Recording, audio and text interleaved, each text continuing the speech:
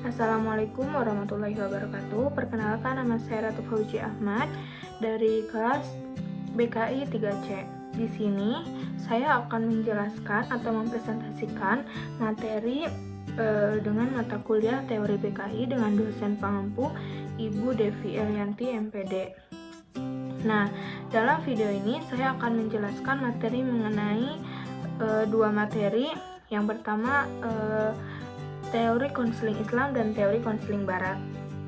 Nah, teman-teman, sebelum saya menjelaskan materi inti, di sini saya akan menjelaskan materi mengenai apa sih itu konseling Islam. Nah, konseling Islam itu adalah pelayanan bantuan yang diberikan oleh konselor agama kepada manusia yang mengalami masalah dalam hidupnya atau keberagamaannya.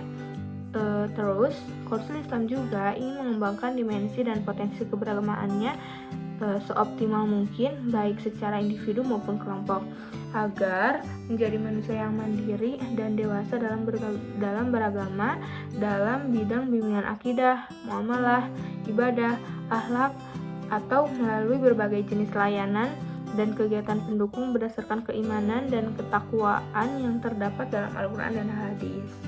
Nah, sedangkan konseling Barat itu merupakan aktivitas dan untuk mengubah sikap dan perilaku individu atau klien seseorang yang profesional untuk mengatasi masalah yang dihadapi. Nah, di sini saya akan menjelaskan mengenai teori psikoanalisis Sigmund Freud. Nah, siapa sih itu Sigmund Freud itu? Bapak Sigmund Freud itu lahir di Moravia tanggal 6 Mei 1856 dan meninggal di London tanggal 23 September tahun 1939.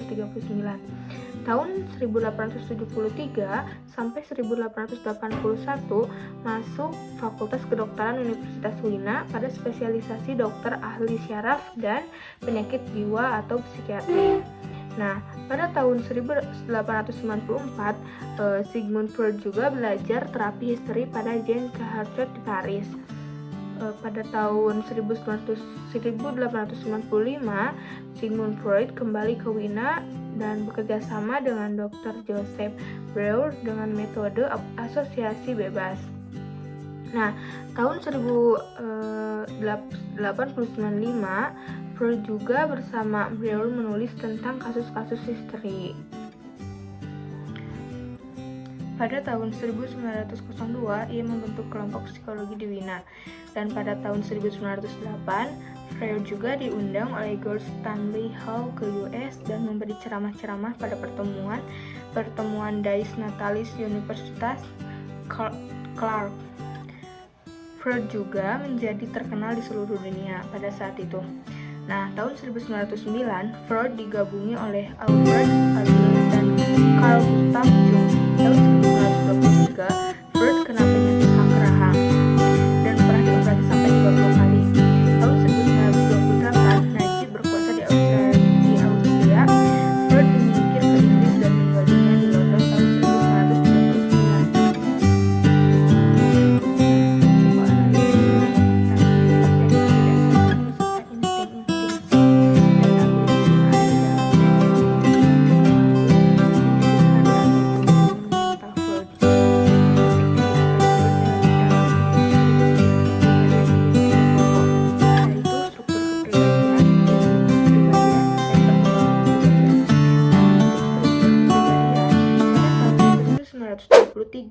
Freud mengenalkan 3 model struktur kepribadian. Yang pertama, id. Id merupakan sistem kepribadian yang asli yang dibawa sejak lahir. Dari id ini kemudian akan muncul ego dan superego. Yang kedua adalah ego. Ego merupakan eksekutif atau pelaksana diri yang memiliki 2 tugas utama. Yang pertama, memilih stimuli mana yang hendak direspon dan atau yang sering insting mana yang akan dipuaskan sesuai dengan prioritas kebutuhan. Yang ketiga, superego. Superego ini merupakan komponen-komponen kepribadian yang terkait dengan standar atau norma masyarakat mengenai baik atau buruk, benar atau salah. Selanjutnya mengenai tujuan konseling psikoanalisis. Tujuan konseling psikoanalisis ini untuk membentuk kembali struktur kepribadian yang sehat pada konseling. Langkah konseling dalam psikoanalisis ini dengan jalan menaikkan hal dalam ketidaksadaran menjadi kesadaran untuk kemudian diterapi dan diselesaikan permasalahannya psikologisnya. Nah, untuk materi selanjutnya, saya akan menjelaskan mengenai teori mujadalah. Nah, teori mujadalah ini teori bimbingan konseling yang terjadi di mana seorang konseling sedang dalam kebingungan. Nah, teori ini digunakan ketika konseling ingin mencari suatu kebenaran yang dapat meyakinkan dirinya, yang selama ini ia memiliki suatu masalah ataupun kesulitan mengambil suatu keputusan dari dua hal atau lebih, sedangkan ia berasumsi bahwa kedua atau lebih itu baik dan benar untuk dirinya. Padahal dalam pandangan konselor, hal itu dapat membahayakan perkembangan jiwanya, akal, pikirannya, emosionalnya, dan lingkungannya. Mengenai metode dan teknik mujadalah. Abdul Al-Badi Shakir memberikan saran-saran kepada juru dakwah yang terlihat dalam mujadalah, yang antara lain dapat disarikan sebagai berikut. Yang pertama, mempersiapkan pendirian dan menyampaikan dengan perkataan yang sebaik-baiknya dan tidak berlebihan. Yang kedua, berkhidmat dalam memberikan jawaban atas pertanyaan-pertanyaan adalah suatu tindakan yang baik. Yang ketiga, tidak mencampuri sesuatu yang bukan bidang spesialisasi anggota diskusinya. Nah, untuk selanjutnya mengenai prinsip-prinsip mujadalah. Yang pertama yaitu harus adanya kesabaran yang tinggi dari seorang konselor. Yang kedua, seorang konselor harus menguasai akar permasalahannya dan mempunyai pendekatan kepada seorang konseli dengan baik. Yang ketiga, bertujuan membimbing konseli dalam mencari kebenaran, bukan menjatuhkan atau mengalahkan konseli. Yang keempat, rasa persaudaraan dan penuh perhatian. Yang kelima, tidak menyinggung perasaan konseli.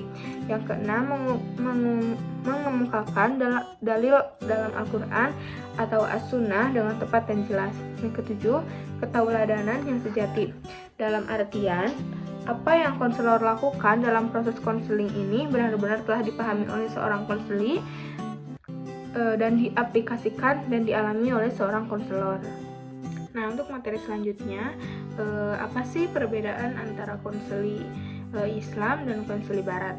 Nah, pada umumnya, di Barat proses layanan konseling itu tidak dihubungkan dengan Tuhan maupun ajaran agama. Maka, layanan konseling dianggap sebagai hal yang semata-mata masalah keduniawian, sedangkan Islam menganjurkan aktivitas layanan konseling itu merupakan suatu ibadah kepada Allah Subhanahu wa taala, suatu bantuan kepada orang lain, termasuk layanan konseling dalam ajaran Islam dihitung sebagai salah satu sedekah. Nah, yang kedua, pada umumnya konsep layanan konseling Barat juga hanyalah didasarkan atas pikiran manusia. Semua teori konseling yang ada hanyalah didasarkan atas pengalaman-pengalaman masa lalunya, sedangkan konsep konseling Islam didasarkan atas yaitu Al-Quran dan As-Sunnah, Rasul, aktivitas akal, dan pengalaman manusia. Konsep layanan konseling Barat tidak membahas masalah kehidupan sesudah mati, sedangkan konsep layanan konseling Islam meyakini adanya kehidupan sesudah mati.